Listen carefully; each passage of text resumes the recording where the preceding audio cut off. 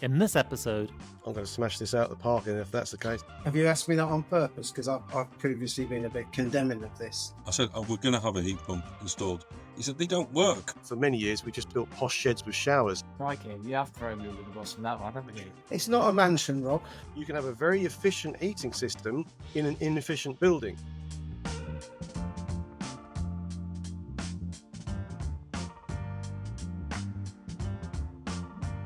hi and welcome back to another episode of Homeowners Q&A. I'm your host Mars, and today we're diving into a key question for anyone looking to electrify their heating. Should you approach a heat pump install differently depending on whether your home is a new build or a retrofit? From installation levels and system design to timelines and expectations, planning a heat pump install requires a completely different mindset depending on the type of property that you have. Today we're going to tackle both sides of that coin. Joining me to unpack this are Rick Clarke from Nebby, Karl Richardson from Logical, Rob from Berridge Designs, and Michael Costain from Lyrical Communications, organizers of the Installer Show.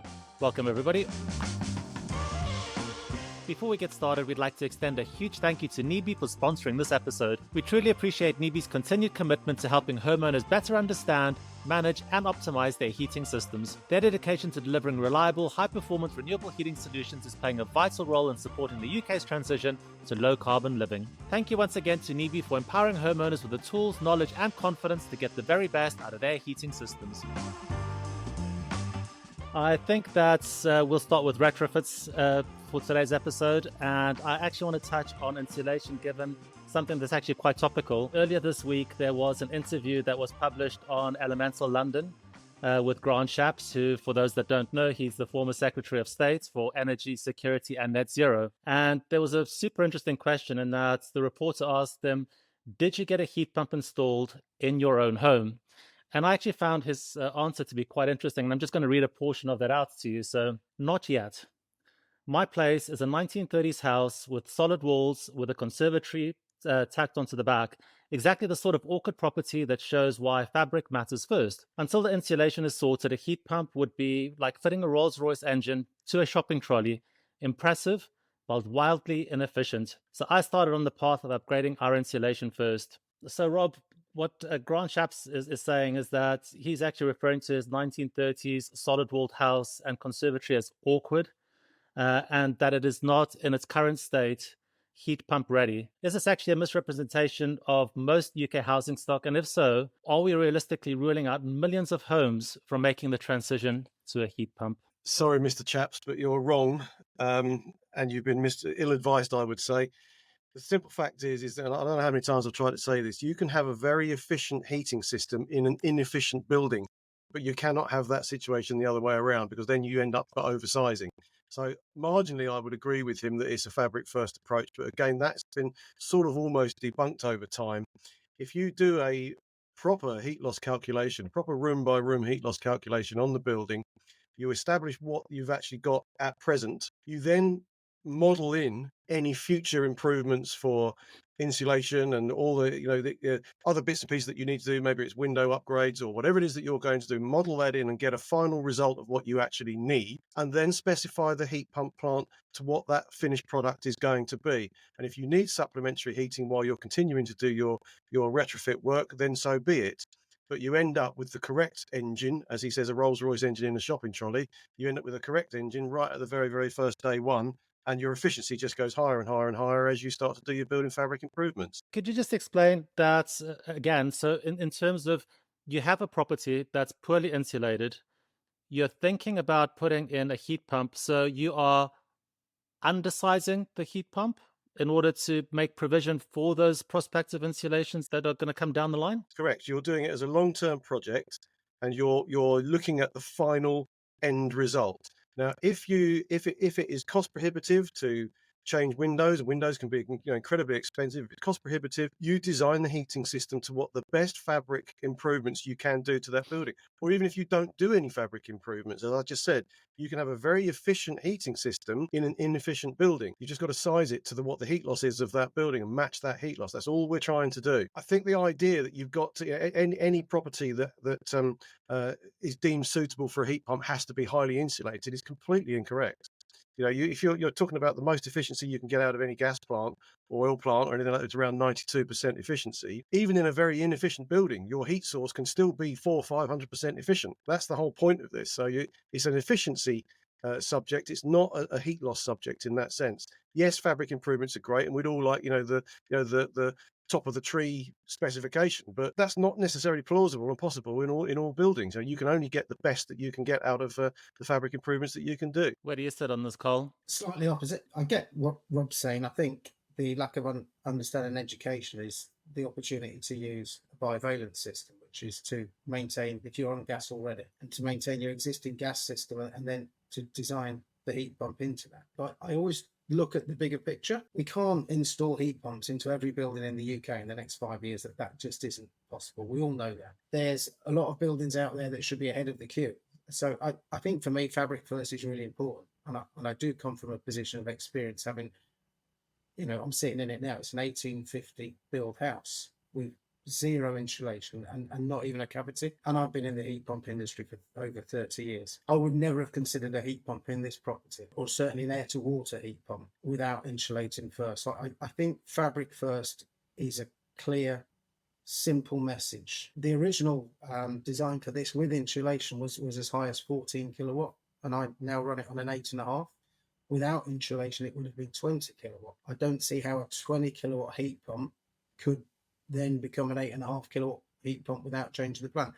But I have to add to that I don't have gas in the building. I'm completely off grid, and we were running a mixture of storage heaters and other direct electrical heating. So this is a little bit of an unusual one, but it's not that unusual for off-grid properties in the UK. There are a lot of properties like this. So it's about the application as well. Not every house is sitting there with a gas boiler ready to go bivalent before people then start thinking about adding insulation and other measures after the heat pump. Do you live in a very large property, Karl? It's not a mansion, Rob. It's 200 square metres total. So the footprint is 100 square metres. That's a huge heat loss then, isn't it? Not now. 20. Well, no, not now, but 20 kilowatts is a huge heat loss for that, for what it was. It was stone stroke brick on brick on brick. If you see the picture, then there's I've got a photograph of my son who's an adult with his arm, and it's literally from his elbow to the end of his fingers, and that's all brick with no cavity in there at all. So I live in a Victorian property with 9-inch solid walls myself.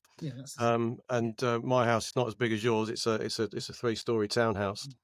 And mine's only about just under 5 kilowatt with no wall insulation or anything like that at all. I've just put new windows in and insulated floors. So it's strange that it would be as high as 20 kilowatt without that, but that's it is what it is, isn't it? But yeah, 20 kilowatts with you need a 3-phase supply regardless anyway with something like that if you had to try and get that amount of heat into a building, wouldn't you? So Mike, both Rob and Karl kind of raised some interesting points themselves. From your perspective, kind of which side of the fence do you sit on when it comes to insulation? At what point does the insulation tilt from being kind of heat pump ready or not heat pump ready? I just want to caveat one other thing. You guys are, you're either way, obviously heating engineers or similar. I run an event. So I just like to make the point that from a technical perspective, I'm not going to pretend that I understand the technicalities. However, from a homeowner's perspective, we've just had a heat pump put into our house. So the questions based on what Grant Sharp said, one of the things that I would ask is who advised him. Is it the heating engineer? Was it an architect? Was it a builder?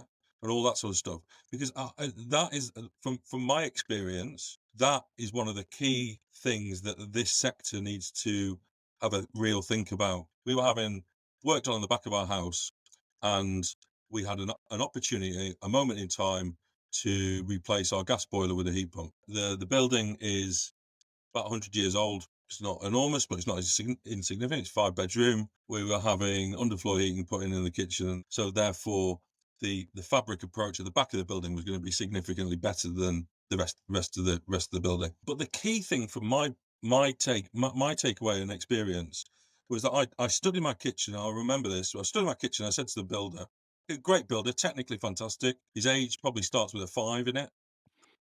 Doing this for a long time. I said, we're going to have a heat pump installed. He said, they don't work. I said, well, I think they do. And then he said, no, they don't.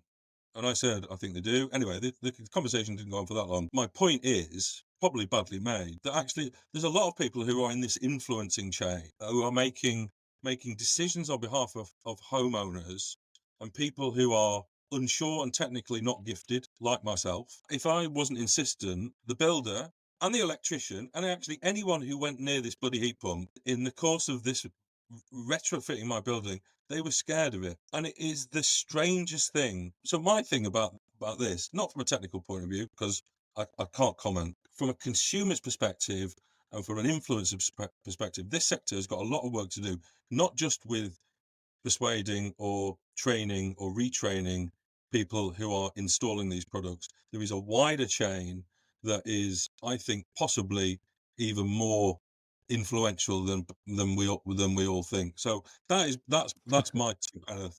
Rick, you've probably got a more technical view of this, but that's my two penneth in this conversation. Yes and no. I mean, parts of that, obviously, I'm not going to disagree with. There's a lot of education for installers, for the other trades involved, and for homeowners, let's be honest, because that's, it's the homeowner that's paying for this, isn't it? Whether it's me or you or whoever that homeowner is. And it's incredibly easy for someone to say, it doesn't work.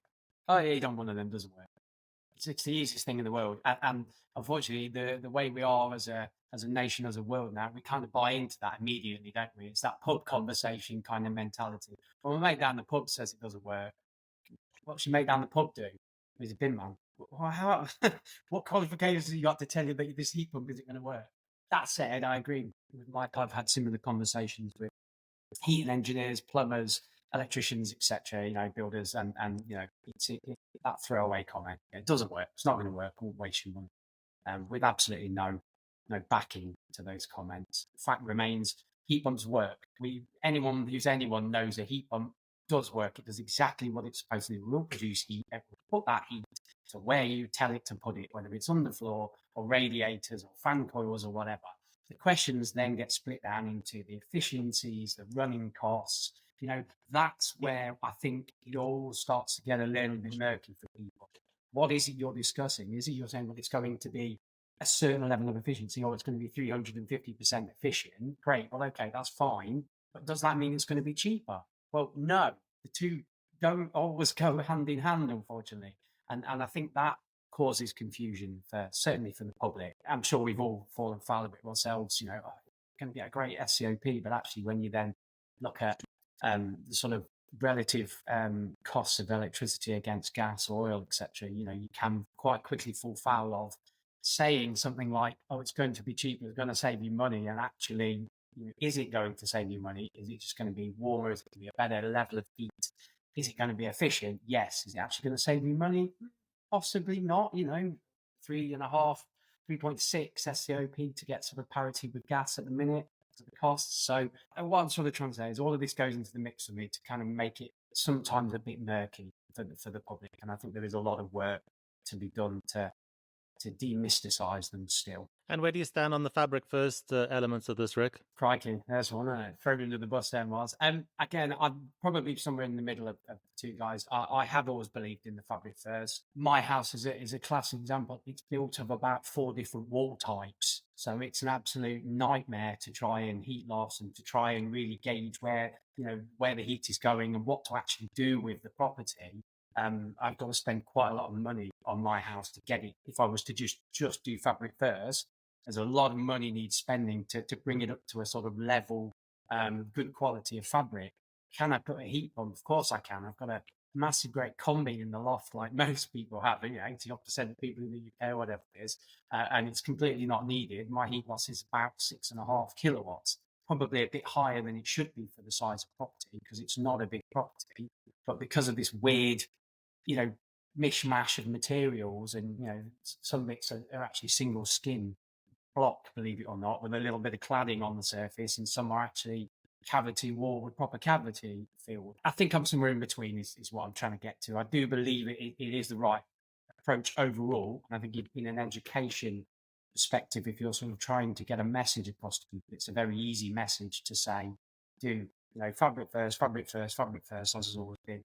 Problem is, most people get the bill for the fabric first and go, wow, hang on a minute, Exactly. £13,000 for the heat pump install and another £15,000 to do the fabric first. Well, Exactly. something isn't happening. Are you thinking about getting a heat pump? Then don't get caught out by a bad installation.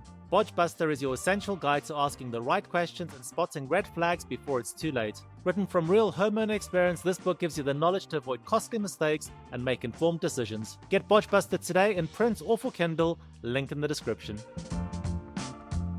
So, Mike, you mentioned that you actually had to upgrade and upsize some of your rads. Did you guys have to do any insulation work at all? Because the back of the house was being redone, then so yes, that was there was insulation went into the effectively the new part of the house. We're now getting, going back to Rick's point about the bills and all that sort of stuff. Is there a saving here? A small one. It's not huge. In terms of insulation, we actually haven't seen too many cases of homeowners kind of being worried about their homes not being sufficiently insulated. But the one thing that keeps cropping up time and time again is microbore. Is it possible to install an efficient and well-running heat pump with microbore? Depending on what your heat loss is, yes. The average heat loss in the UK is between 6 and 8 kilowatts, so it's not huge. And I think you can get something along the lines of around sort of 700 or 800 watts down 10 millimeter copper pipework at DT5, so it's doable. And it actually, the higher the velocity down there, as long as you're not going over about 1.5 meters per second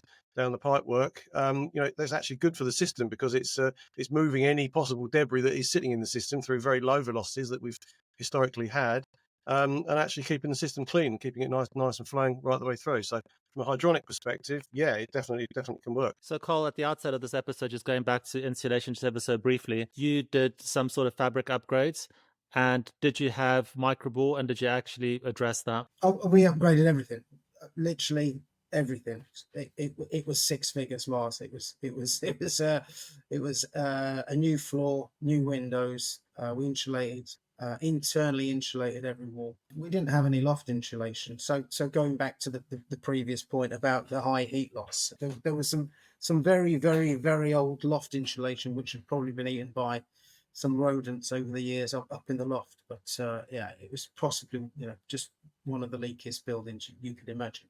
The building used to be 3 miners' cottages, and it's now one house. So you can imagine that there wasn't probably that much spent on it at the time, but there isn't even a foundation on this house. It literally sits on clay. It's an unusual and challenging property. So for me, it was 100% about fabric first. I've got an example of a building that I did. It was a 1930s building, quite a large building, 160 square meters.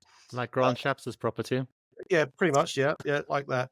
And the client called me up and she said, "Oh, I hear there's some money available through grant money, not Grant Shapps, through grant money for me to upgrade to a heat pump." And she said, "Is it a viable proposition for me to do?" Well, I went round and I did the survey. And when I did the survey, the heat loss came out at something like 16, 17 kilowatts. And I said, well, actually, no. I said, it's not really heat pump ready for what you want to do. I said, you've got your windows are all single glazed Crittall windows. I said, you've got 0 loft insulation. Let's look at the low hanging fruit. So in retrospect, I'm completely on Karl's side, and I think that okay, it's cost him 6 figures to do the job, but that's it. The job's done once. I've said this for many years, and you'll know this, Karl. I think in the UK we've kind of woken up to the fact that for many years we just built posh sheds with showers, and we got some of the highest property prices in the world. It's ludicrous, really. It's a pile of bricks at the end of the day. So we need to kind of start addressing that, or the developers need to start addressing that, which they slowly are doing. But getting back to this story, I said, look, spend your money right now on getting your loft insulation done and getting your windows done. And this is the key crux of the matter. For what she spent on doing the windows and the loft insulation, it got that property down to just under 6 kilowatt. And I said, and now it's heat pump ready. Now it's ready for you to go and crack on. And the good thing about this as well now is that all your existing pipework within that house, because you dropped that heat loss down from 16 kilowatt to 6 kilowatt, it is now perfectly suited for DT5 or Delta T5 within the system. So you've got 0 upgrades to do on your heating system. You might just have to upsize some radiators, and that's all you need to do. But what she did say is that she'd had 2 previous people, like a couple of the other guys here have already alluded to, unscrupulous builders or whatever it is that have gone round and just said, yes, it's ready. Get the grant, get the thing. We'll put this in. You might have to apply for a 3-phase supply. You might have to do all this sort of. That's when it's completely wrong. And I think doing due diligence on this is really, really quite important, in my opinion. 10 minutes before we started recording this episode, I actually got an email from a gentleman called John Stevens. And Rob, you actually had a passing comment right at the outset of this episode about fan coils. He asked us to comment about fan coils because he's confused as to, he's read so many different reports in terms of they don't work, they're loud, they're noisy. What's your take on fan coils? I love fan coils. I mean, I do a lot of commercial work, so I'm using fan coils all the time in schools and big churches and hospitals and that sort of thing, where the noise doesn't really factor into too much, but they work well on low temperature systems. I mean, people like Smith's Environmental now, which do some really good fan coils. I mean, they go up to 16 kilowatts of output. You can run DT5 through them. I don't have a problem with them. The only issue that you've got to do, obviously, you've got to get a power supply to each. So retrofitting is sometimes a little bit difficult unless you're doing the sort of work that Karl was doing in his property. But it's a in terms of low temperature heating, it's a much quicker heat up time than it would be if you're using standard radiator emitters, which is a plus if that's what you want to do. So for larger projects, it's very, very good. And again, we use them in rooms that are over sort of 3.5 meters high, where we would implement destratification as well, and it tends to kind of recover the heat very, very quickly. So yeah, I like them. Are you new to heat pumps and feeding lost? Then From Zero to Heat Pump Hero helps you understand, operate, and optimize your system.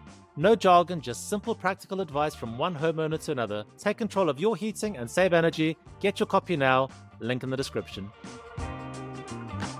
We recorded an episode a couple of months ago talking about what to look for when actually buying a property with a heat pump.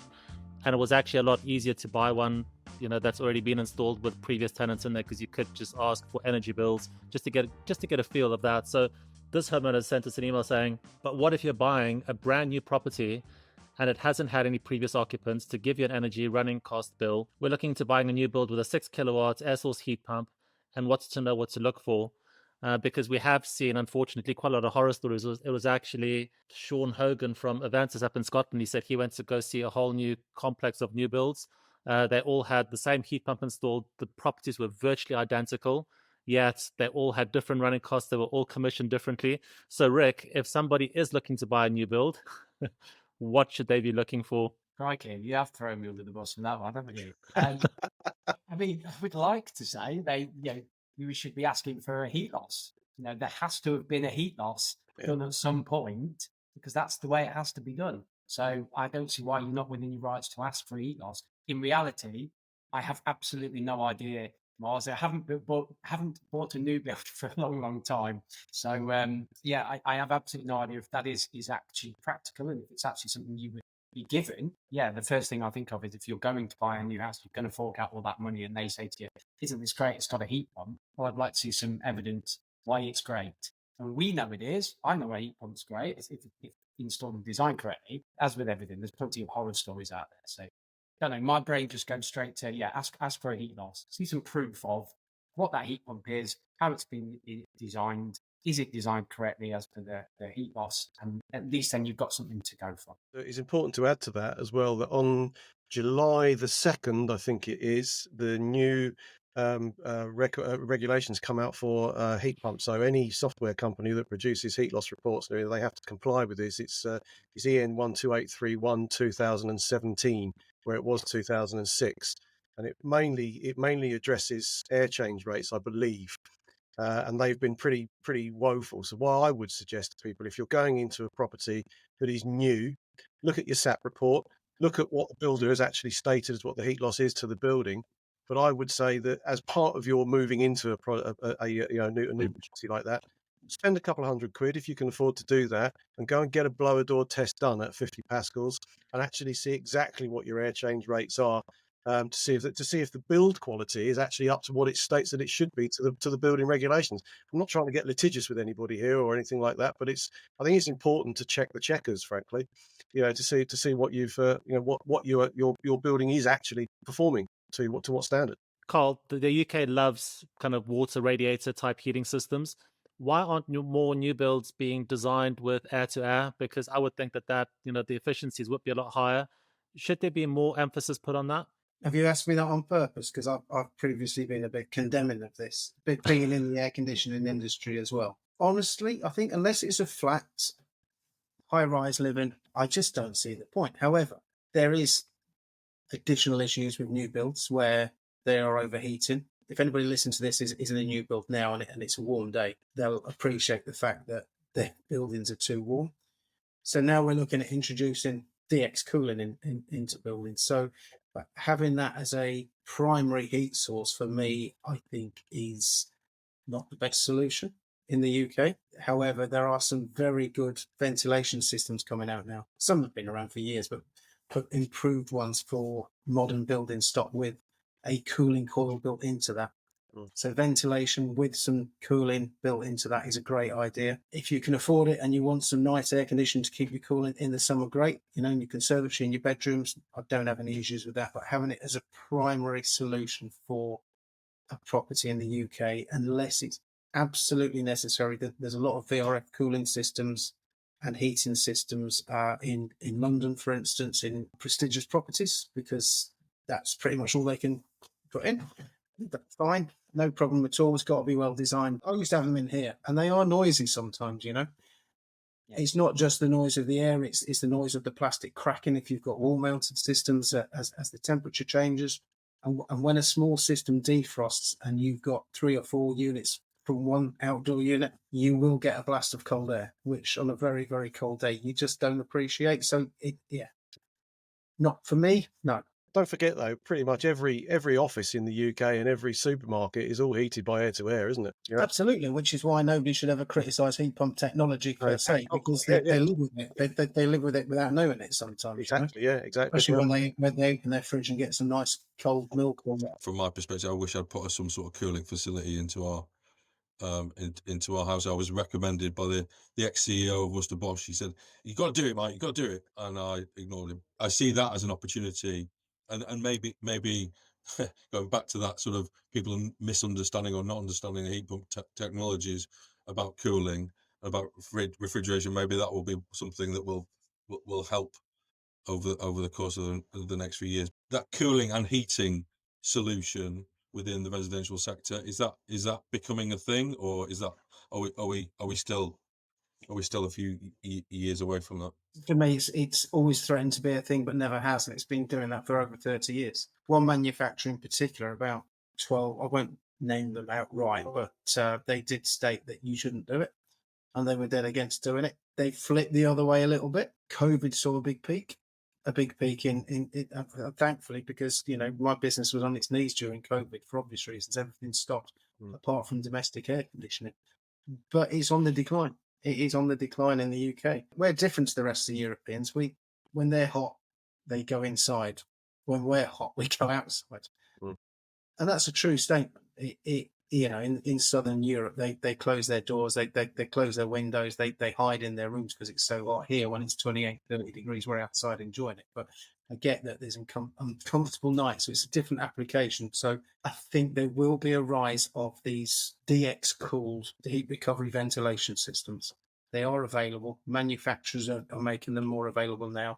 One major manufacturer is launching one very, very soon. In new builds, I think they'll be specified, and before you know it, you'll have your fresh air ventilation with DX cooling on the back of that. I think to add to that as well, I mean, I've been following sort of like the passive house direction for many years or a couple of decades now of what they've been trying to do. And I think that as building regulations start to grow, they will start to address this idea of solar gain problems and start installing windows further back in the reveal from the outside to add a little bit more shading, all those sorts of things. But it's it's like when we do when we're designing systems now, I'm only really putting hydronic control on rooms that have got solar gain, so I can actually throttle those down. The rest of it, I want just load compensation or weather compensation to actually change the curve and change the flow temperatures going through. So less is more in that sense, but it is overheating is still a problem, because I think don't forget where we live in the world, where we are in the world. We're only just south of the Arctic Circle, so we do get a lot of cloud cover, we do get a lot of that. So we only when the sun does come out, of course the British run outside and try and get a bit of vitamin D for the short period of time, 1 or 2 weeks of the year that we do get it. But because of the way we build properties, we're obsessed with like large open glass paned areas. So, big patio doors and bifold doors and God knows what, you're going to get a lot of solar gain. So unless you design in some shading into that situation, it's gonna happen. There's not a lot you can do about it. So the one thing that actually has surprised me immensely with regards to the new builds is that, and look, I'm not a huge proponent of the MCS by any stretch of the imagination, but apparently new builds, there just has to be no regulations whatsoever from MCS. It can just be any plumber, any electrician that can actually come through and slap a heat pump in. And personally speaking, given that we've got professionals that are installing heat pumps in properties, the thought of somebody just going in and just slapping one in just absolutely terrifies me. So Rick, hypothetically speaking, if you were to move tomorrow and there was a new build that had come up at the end of the street and it had a heat pump, would you buy it? Again, due diligence, isn't it? Yes, if it ticked all the boxes we've discussed so far, the heat pump size, heater positioning, matched all the protective zone if required, and clearances, and if the design heat loss was there, the SAP, as Rob mentioned, if it all tallied up, then yes, without doubt. If any of that didn't tally up, then start asking questions. What about you, Mike? I know you've just redone your house, but hypothetically speaking, gorgeous new build comes up at the end of the road. Is this something that you would consider? You would go and speak to the people who understand it, and you would get their opinion. What gives us the right to pretend that we understand the technicalities of it? I don't get that. Seek advice. Karl, if you know what you actually know about heat pumps, would you pull the trigger on a new build with a heat pump, knowing that it might or might not work, and you would have very little recourse in trying to get rectified without spending thousands to do that? For us here, it's about putting ourselves in the homeowner's shoes. I don't think the homeowner would ever question what size cable's going to the cooker and what the U value of the windows is, and why would they question whether the heat pump's designed properly? And they just wouldn't. And they shouldn't have to. So we're going back to your windows. They're heavily regulated, and you can't just put windows. Is it faux door or something? They've got a certain regulation. You've got to have a certain kind of standard of quality of the fitters. It have to be qualified. You hit the nail on the head, Mars. You can't. People just go in and fit them, and unfortunately, it goes out to tender, and the cheapest wins in a lot of cases. And that's not good enough. That isn't good enough. It should be about ensuring that the solution is going to be the right one first, price second. I don't think homeowners should have to think about it. I'm going to smash this out of the park, and if that's the case, because I sadly I gave up on new builds over a decade ago. I don't do any design work for developers anymore at all. I can't bring myself to do it, frankly, because I can't do it. I've spent 43 years so far in this industry. I'm 60 in March, and I don't want to get out of my bed and do rubbish work anymore. Thank you very much. So I'm lucky enough that I can pick and choose, but I'll only do self-build work. So would I buy a new build? Sadly, no, I wouldn't. If you've got any questions about heat pumps, then you need to join the Renewable Heating Hub forums. You can connect with other homeowners, share experiences, and get advice on heat pumps and renewables. Sign up today and be a part of the conversation. Link in the description. So that's it for today's episode of Homeowners Q&A. A huge thank you to Rick, Karl, Rob, and Mike for sharing their expertise, and a special thank you to Nibi for sponsoring this conversation and supporting smarter conversations around home heating. If you found this episode helpful, don't forget to like, leave a comment, and subscribe. Until next time, stay warm, stay green, stay tuned. Goodbye.